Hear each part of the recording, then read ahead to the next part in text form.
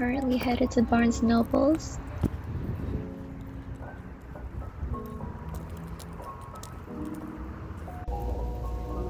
At the book talk table, all of these books look so good and all the covers are so pretty. And then my friend also wanted me to check this book out, Six of Crows.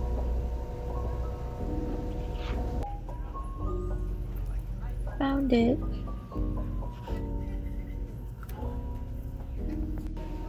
Oh my god, they also have books where they just hide the cover and then write the summary on so you can't judge them by their covers. Would you like to sign up? It is a 20.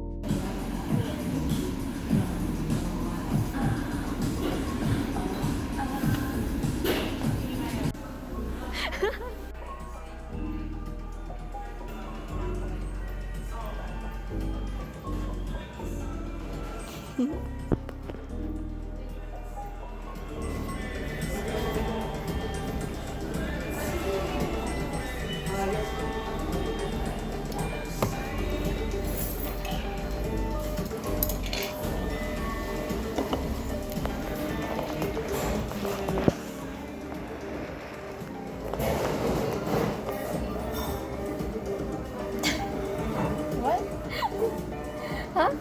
Oh, I forgot to put it on Instagram. Now I gotta take my phone off. I mean, that night was fun.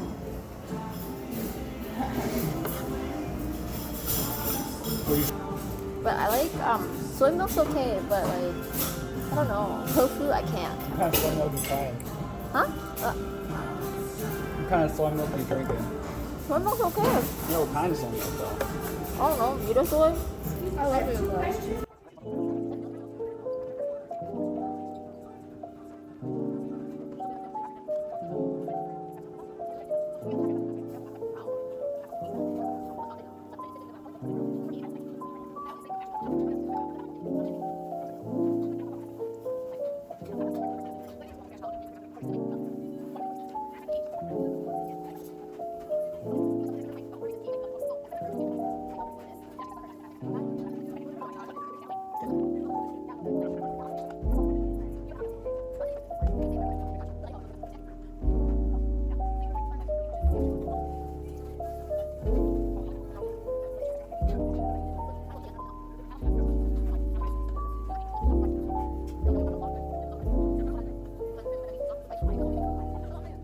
Don't let the bastards get you down. Or grind you down? Grind you down.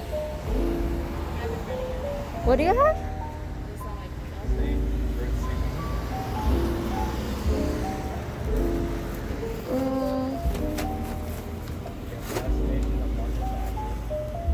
That's a classic.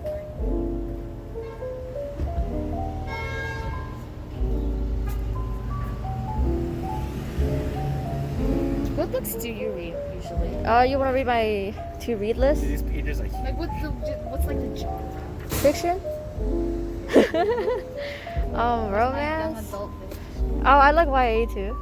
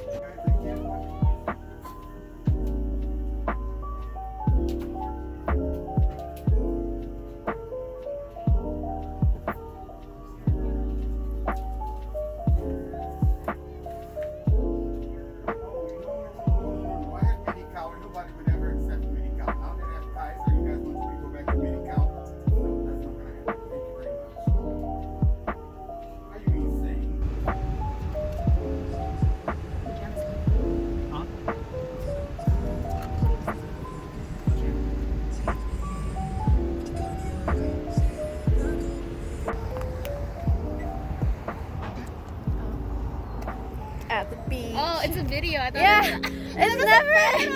Oh, wow. Vlog first, Instagram second. Okay.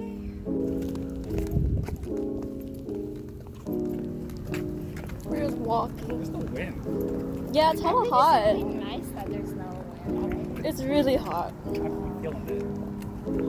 I'm almost out of. It's like that. Rocky.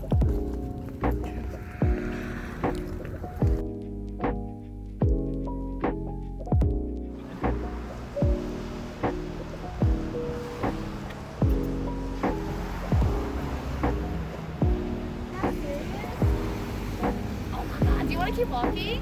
We're halfway. How far do you want us to go? I'm fine with anything. You can turn back whenever you want. Turning back. I just go like to the wall over there. Wow, look how nice. Let me get my photos here. You can go down a bit, but not like this. It's very And then we soothing can turn here. back.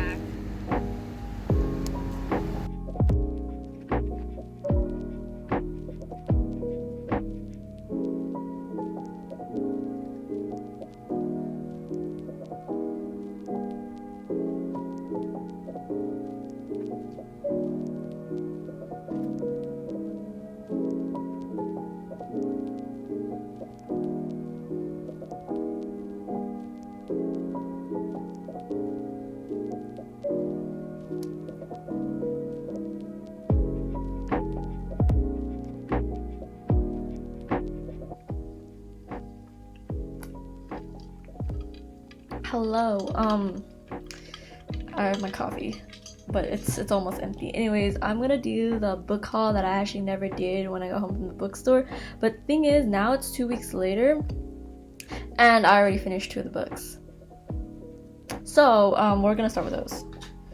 Anyways, one of them's Norwegian Wood by Murakami. This one and Kafka on Shore is what people usually recommend as a start for his books. I started with Norwegian Wood. It's like contemporary fiction, which is like more relatable and like easier to understand. Anyways, this book, I'm gonna read the back of all the books, so you know, if you guys want to read them. This is about Toru, a serious young college student in Tokyo, is devoted to Naoko, a beautiful and introspective young woman, but their mutual passion is marked by the tragic death of their best friend years before. As Naoko retreats further into her own world, Toru finds herself drawn to a fiercely independent and sexually liberated young woman.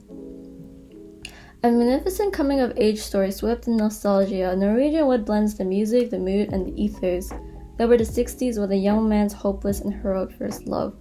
I think this book does a really good job of portraying the nostalgia. I just really liked how it's written, or well, how it's translated, because it was originally in Japanese. But it was a really good read. Like, I genuinely really enjoyed reading his writing.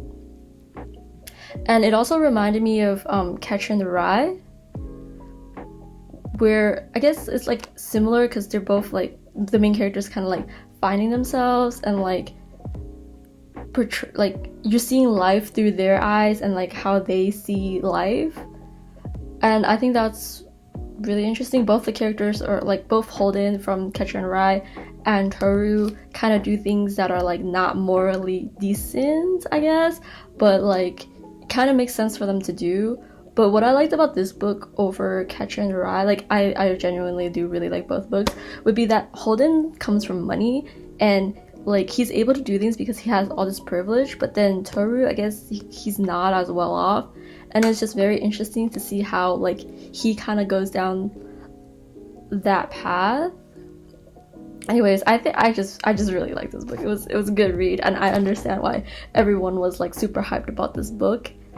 And like I chose to read this book as my first Murakami book over Kafka on the Shore, which is the other book people say you should start off with. Is that this book is not as big brain. Like it's very easy to understand and it's like super relatable versus, or like this is contemporary fiction versus Kafka on the Shore, which is more surrealism. I'm not really sure. Like it's more of a it's not like as realistic. It requires you to interpret it more and analyze more, which I'm not really good at. Anyways, now I'm just rambling. I really like this book. Please read it.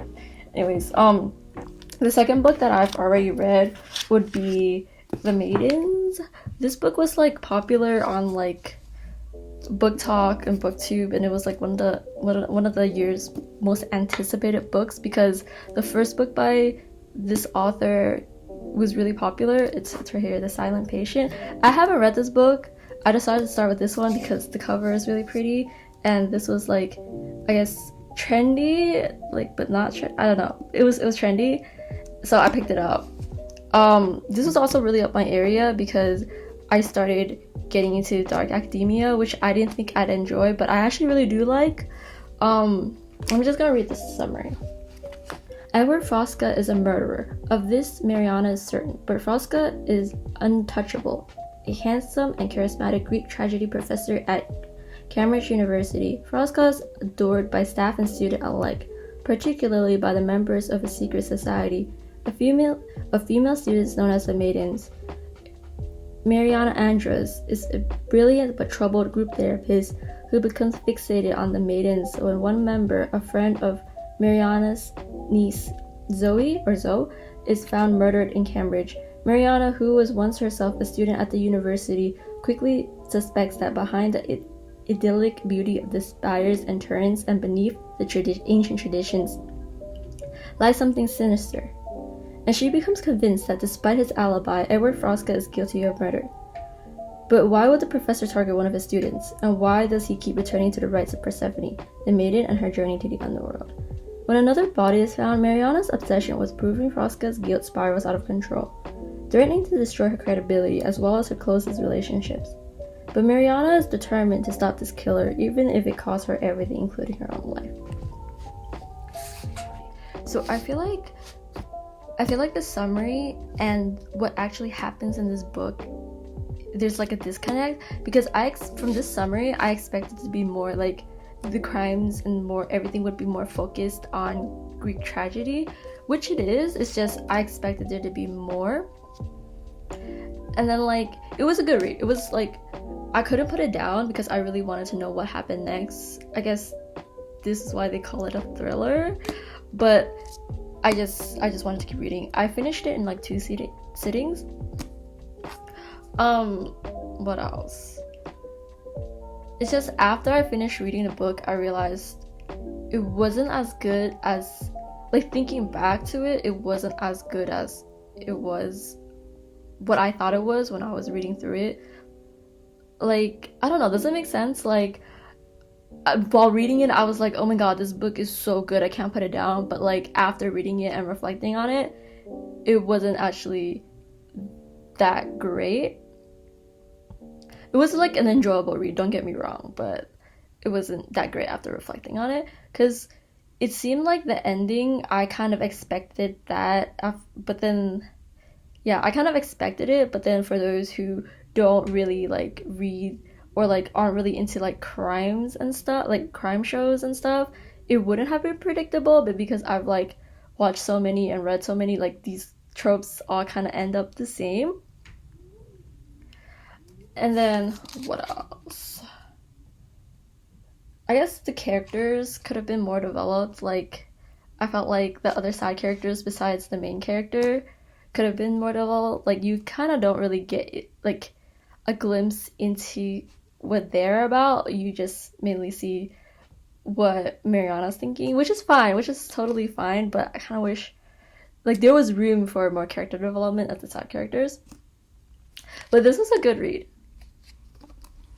Anyways, next book. I'm only on page 9 of this book, so I don't really have much to say about it, like review wise, but it is White Ivy. I really like how pretty the cover is. Like this is also on the back cover, so it's like really pretty. Anyways, this is the summary. White Ivy begins as many coming to America stories do. Ivy Lin, a Chinese immigrant, grows up in a low-income apartment complex in Massachusetts, desperate to assimilate with her American peers. She develops a crush on the golden boy Gideon Spire, whose partition New England family is the paragon of the WAPS ideal. I don't know what WAPS means or like what it stands for, but it's an acronym. Ivy's mother is a tiger mom, berating Ivy regularly when she disapproves of her grades, her looks, her attitudes. But that's where the familiar story ends, because Ivy has a mentor, her grandmother, Mei Fang, whom she learns to shoplift to get the things she needs. Ivy develops a taste for winning and for wealth, years later when she bumps into Gideon's sister. Ivy believes it's destiny. She worked long and hard to be the right woman for Gideon, but just as they begin dating, another man from Ivy's past appears and he has his own set of rules. Ivy soon has a foot in two vastly different worlds. The question is, which will she choose? A coming-of-age story, a love triangle, and an exploration of class, race, and identity. And yeah, I really like this kind of genre of book.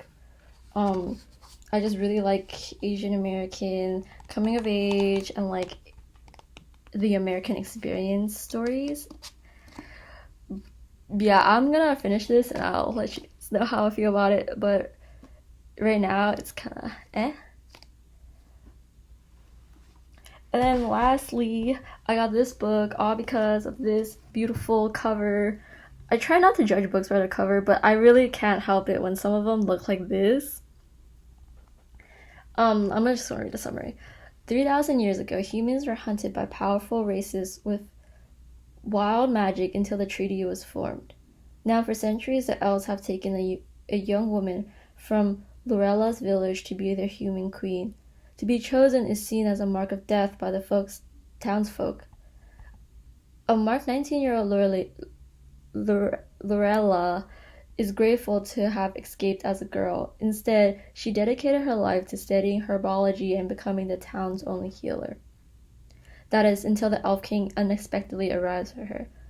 Everything Lorella, oh my god, I do not know how to pronounce her name anyways, had thought she'd known about her life and herself was a lie. Taken to a land filled with wild magic, Lorella is forced to be the new queen to a cold yet blisteringly handsome elf king. Once there, she learns about a dying world that only she can save. The magical land of Midscape pulls on one corner of her heart, her home and her people tug on another, but what will truly break her is a passion she never wanted. Yeah, this is really pretty, but I actually don't know what this is about besides the summary. I'm assuming she is human, but she has magical capabilities, and it seems like it's a enemies to lovers trope, which, you know, I'm all about. But yeah, this cover, it's so pretty.